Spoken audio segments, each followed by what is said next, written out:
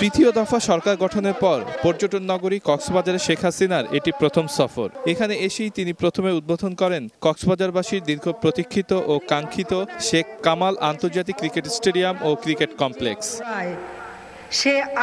এ সময় কক্সবাজার ইন্টারন্যাশনাল ইউনিভার্সিটির উদ্বোধন করেন প্রধানমন্ত্রী। পরে স্থানীয় আওয়ামী লীগ আয়োজিত জনসভায় যোগ দেন তিনি।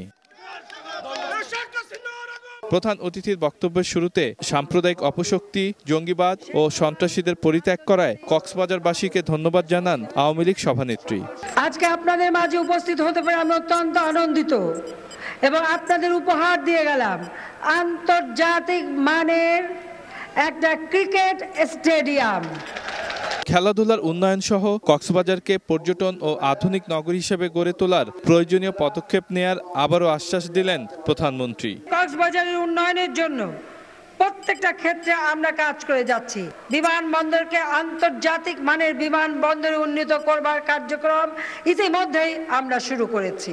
সেই চট্টগ্রাম থেকে গুমদুম পর্যন্ত রেল লাইন, এই রেল লাইনের কাজ ও আমরা শুরু করে দিচ্ছি। বিগত 4 দলীয় সরকার ও বিএনপির বর্তমান রাজনীতির সমালোচনা করেন শেখ হাসিনা। আওয়ামী লীগ ক্ষমতা আসলেই এদেশের মানুষ কিছু পায়, এদেশের মানুষের ভাগ্যের পরিবর্তন হয়। আর আপনারা একবার স্মরণ করে দেখেন, জাতির পিতাকে হত্যার পর অবৈধভাবে যারা ক্ষমতা এসেছিল তারা দেশের মানুষের কোনো উন্নতি করে নাই। নিজেরা টাকা পয়সা বানিয়েছে, বিদেশে পাচার করেছে, জঙ্গিবাদ সৃষ্টি করেছে, সন্ত্রাস সৃষ্টি করেছে। এর আগে উদ্বোধন শেষে 27 কোটি টাকা ও 25 একর জায়গায় 1 লাখ দর্শক ধারণ ক্ষমতার শেখ কামাল আন্তর্জাতিক ক্রিকেট স্টেডিয়াম ঘুরে দেখেন প্রধানমন্ত্রী।